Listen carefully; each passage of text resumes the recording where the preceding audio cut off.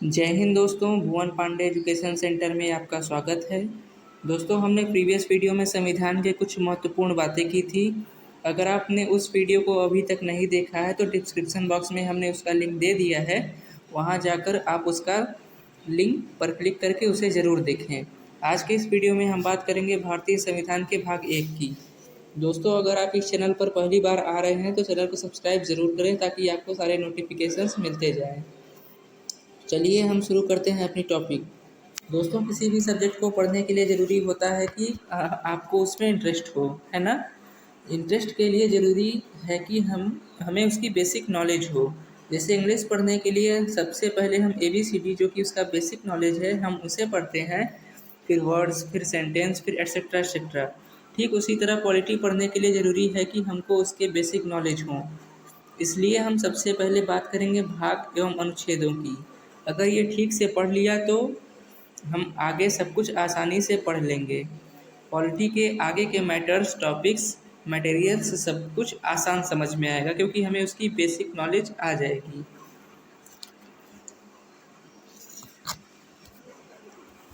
तो चलिए हम शुरू करते हैं भाग 1 को। भाग 1 का नाम संघ एवं राज्य क्षेत्र है। कहाँ तक हमारे राज्य का क्षेत्रफल है या किस राज्य का क्षेत्रफल कहाँ तक है, ये सब भाग 1 में बताया गया है। भाग 1 अनुच्छेद 1 से लेकर के 4 तक है। अब हमें क्या पढ़ना है? अनुच्छेद 1। सबसे पहले हम क्या पढ़ेंगे? अनुच्छेद 1। दोस्तों, अनुच्छेद 1 में कहा गया है कि India is A union of state. Bharat राज्यों का संघ है। दोस्तों, राज्य 3 प्रकार के होते हैं। आप सभी जानते हैं राज्य 3 प्रकार के होते हैं। पहला कॉन्फेडरेशन होता है, दूसरा फेडरेशन होता है और तीसरा यूनियन होता है। फेडरेशन ऐसे देश को कहते हैं जिसको राज्य आसानी से टूट सकता है। जैसे मौर्य काल में देखेंगे, मुगल काल में देखेंगे तो पता चलेगा, बाबर के समय में अफ़गानिस्तान था, हुमायूं के समय में अफ़गानिस्तान था, शाहजहाँ के समय में अफ़गानिस्तान टूट गया। तो सबसे आसानी से किसी राज्य को तोड़ा जा सकता है तो वो है कॉन्फेडरेशन। हम बात करते हैं फेडरेशन की। फेडरेशन में कोई भी देश एग्रीमेंट करके कई राज्य मिलके एक देश बनाते हैं। जैसे सोवियत संघ, जो आगे जाके 15 देश में टूट गया। कितने देश में? 15 देश में टूट गया। उसी में से रूस है, उसी का एक हिस्सा रूस था। जो सबसे कमज़ोर देश कौन होता है? कॉन्फेडरेशन। कॉन्फेडरेशन सबसे कमज़ोर होता है और कॉन्फेडरेशन से मजबूत फेडरेशन होता है और सबसे मजबूत यूनियन होता है। भारत यूनियन देश है। क्या भारत से कोई राज्य टूट के अलग हो सकते हैं? नहीं हो सकते हैं। यूनियन में के अंदर राज्यों में परिवर्तन हो सकता है पर भारत से कोई अलग नहीं हो सकता, सभी भारतीय स्टेट्स होंगे। अब हम बात करते हैं अनुच्छेद 2 की। अनुच्छेद 2 में कहा गया है कि भारतीय संसद किसी विदेशी देश को भारत में विलय कर सकती है। एग्जाम्पल के तौर पर हम देखेंगे सिक्किम। 16 मई 1975 को सिक्किम भारत में मिल गया। 1975 से पहले सिक्किम एक देश था। सिक्किम का एक हिस्सा तिब्बत था जिसे चाइना ने कब्जा कर लिया और तिब्बत के लोगों को इतना मारा कि सिक्किम के लोग डर गए और भारत के वहाँ के शासक ने कहा कि हमें अपने में मिला लीजिए। इस हिसाब से सिक्किम को भारत को राज्य का दर्जा प्राप्त हुआ। पहले सिक्किम एक आज़ाद देश था। तो बताइए, अगर किसी विदेशी देश को भारत में जोड़ना हो तो किस आर्टिकल के तहत जोड़ेंगे? आर्टिकल 2 के तहत। अब हम बात करते हैं अनुच्छेद 3 की। अनुच्छेद 3 में कहा गया है कि संसद किसी भी वर्तमान राज्य को परिवर्तित कर सकती है। संसद किसी भी वर्तमान राज्य को परिवर्तित कर सकती है, मतलब उसमें कुछ भी जरूरी बदलाव ला सकती है। जैसे यूपी का नाम बदलना हो, क्षेत्रफल बदलना हो, यूपी को 2 प्रदेश बनाना हो, तो किस आर्टिकल के तहत करेंगे? आर्टिकल 3 के तहत। आर्टिकल 4। अब हम बात करते हैं अनुच्छेद 4 की। दोस्तों, अनुच्छेद 4 में कहा गया है कि जब संसद अनुच्छेद 2 या अनुच्छेद 3 पर कार्य कर रही हो तब राष्ट्रपति भी उसका विरोध नहीं कर सकते। वो बाध्य हैं उस पर हस्ताक्षर करने के लिए। तो बताइए, किसी विदेशी राज्य को भारत में विलय करना हो तो किस आर्टिकल के तहत करेंगे? आर्टिकल 2 के तहत। अगर किसी वर्तमान राज्य में परिवर्तन करना हो तो किस अनुच्छेद के तहत करेंगे? अनुच्छेद अनुच्छेद 2 के 3 के तहत। अनुच्छेद 3 के तहत किसी राज्य को परिवर्तित कर सकते हैं। दोस्तों, भारत का जब विभाजन हुआ तब हम लोगों को अजीब हालत में छोड़ दिया था। अंग्रेज़ों ने हमें अजीब हालत में छोड़ दिया था, क्योंकि अंग्रेज़ों को हिटलर ने द्वितीय विश्व में इतना मारा था कि वो लोग अब भारत में शासन करने की स्थिति में नहीं थे। ऐसा कोई घर नहीं था, कोई गली नहीं था जहाँ इंग्लैंड में मौत नहीं हुआ हो। पूरे इंग्लैंड में मातम छाया हुआ था। और इधर भारत के लोगों ने भी, स्वतंत्रता सेनानियों ने, गरम दल के लोगों ने अंग्रेज़ों को पीट कर एक्स्ट्रा सप्लाई दे रहे थे। और इस समय गरम दल के लोग भी आ गए थे। सुभाष चंद्र बोस, भगत सिंह, राम प्रसाद बिस्मिल। ये ज़माना नहीं कि दादा भाई नौरोजी थे कि अंग्रेज़ों को बिठाओ, अंग्रेज़ों को सम्मान दो, अच्छा भाई हैं हमारे। ये सब बिल्कुल नहीं था। गरम दल के लोग आए थे, सीधा तोड़ थाड़ के भगा दिए थे।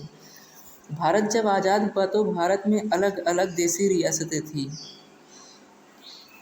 पाकिस्तान में कुल 13 देसी रियासतों का विलय हुआ। पाकिस्तान में कुल 13 देसी रियासतों का विलय हुआ। भारत में कुल 552 देसी रियासतें आई। भारत में कुल 522 देसी रियासतें आई। अब इस 552 भारत में कुल 552 देसी रियासतें आई। 552।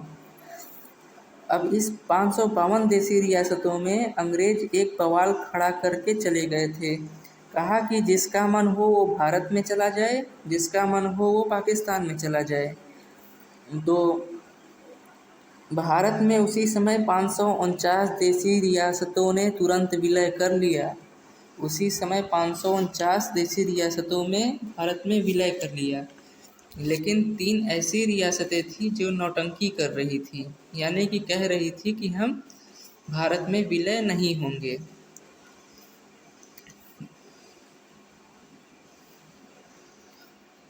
उसमें पहला है हैदराबाद।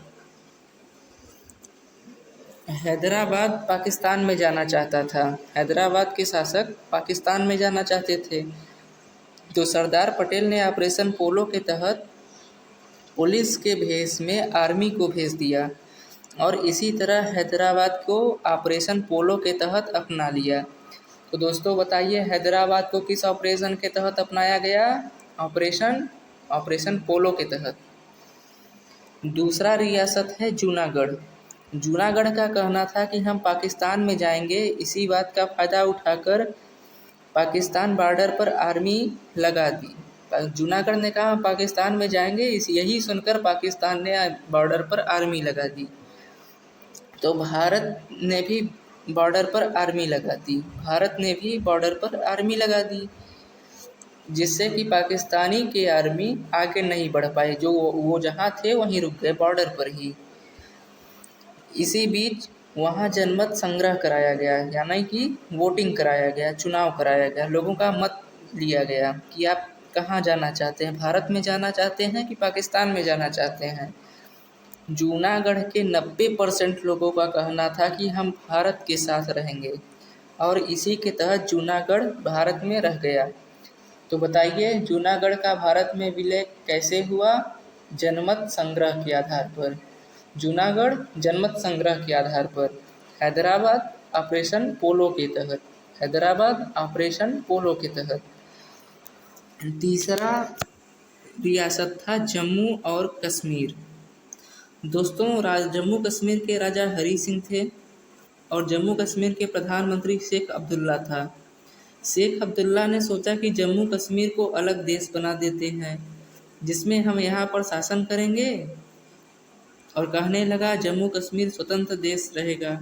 वो भी भारत में विलय नहीं होना चाहता था। वो उस समय एक आज़ाद देश रहना चाहता था, लेकिन बाद में वो पाकिस्तान में विलय होना चाहता था। इसी का फ़ायदा पाकिस्तान ने दोबारा उठाने का कोशिश किया। आतंकियों को कश्मीर में भेज दिया और वहाँ अत्याचार करने लगे। इतना तबाही मचाया कि पीओके को कब्जा कर लिया।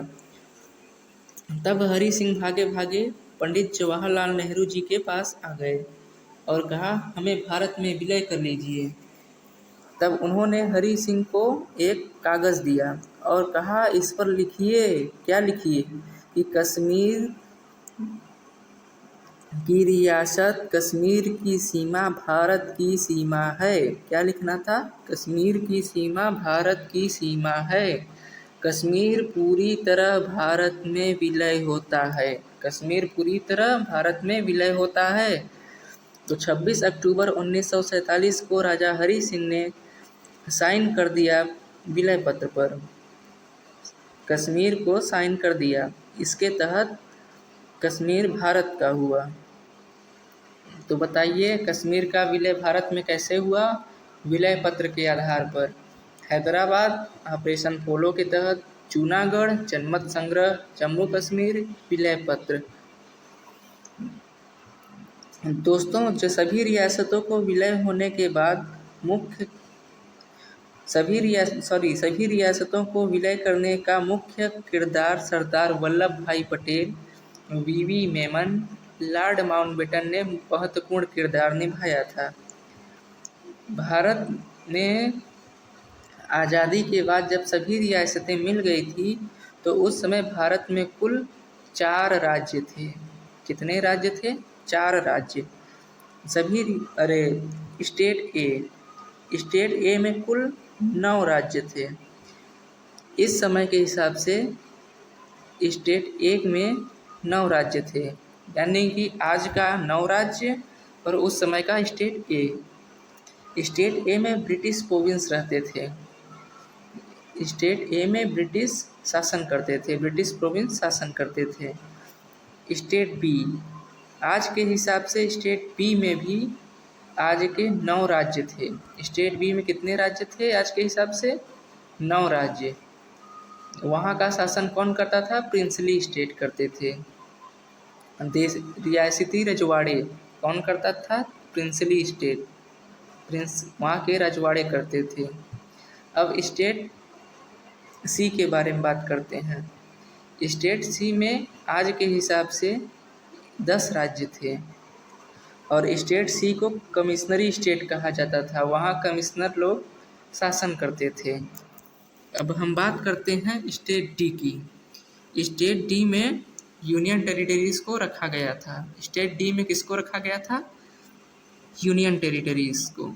तो बताइए, स्टेट ए में 9 राज्य थे, ब्रिटिश प्रोविंस शासन करते थे। स्टेट बी में 9 राज्य थे, प्रिंसली स्टेट था, वहाँ देसी रजवाड़े शासन करते थे। स्टेट सी 10 राज्य थे, वहाँ कमिश्नर शासन करते थे। और स्टेट डी में यूनियन टेरिटरीज को रखा गया था, यानी केंद्र शासित प्रदेशों को स्टेट डी में रखा गया था।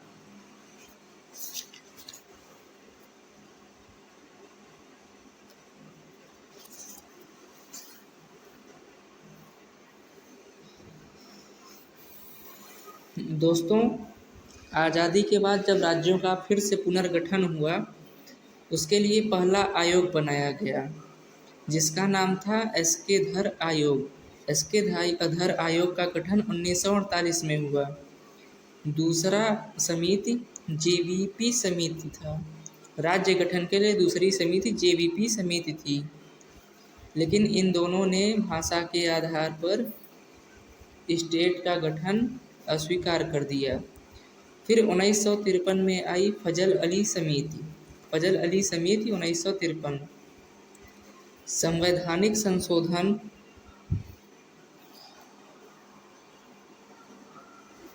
संवैधानिक संशोधन 1953 के तहत फजल अली समिति ने 6 यूनियन टेरिटरीज और 14 स्टेटों का गठन किया और साथ ही साथ कहा कि भाषा के आधार पर कोई भेदभाव नहीं होगा। सख्त आदेश था कि भाषा के आधार पर कोई भेदभाव नहीं होगा। तो चलिए हम फिर से एक बार रिवाइज करते हैं। भाषा के आधार पर राज्यों का गठन करने के लिए आयोग कौन सा था? फजल अली समिति। फजल अली समिति का गठन 1953 में हुआ था, जिसमें 3 सदस्य थे। रिपोर्ट 1956 में दिया था। फजल अली समिति ने अपना रिपोर्ट 1956 में दिया था। राज्य का गठन भाषा के आधार पर 14 राज्यों का गठन हुआ था और 6 केंद्र शासित प्रदेशों का। और साथ ही साथ एक सख्त आदेश दिया गया कि भारत भाषा के आधार पर कोई भेदभाव नहीं होगा। संवैधानिक संशोधन 1956 जो कि 7वां संशोधन था, उसके तहत भाषा के आधार पर राज्यों का गठन किया गया। अब थोड़ा पेप्सू पर नज़र रख लेते हैं। पेप्सू को सुलझाने के लिए कौन सी आयोग बनी? पेप्सू राज्य को गठित करने के लिए कौन सी बनी?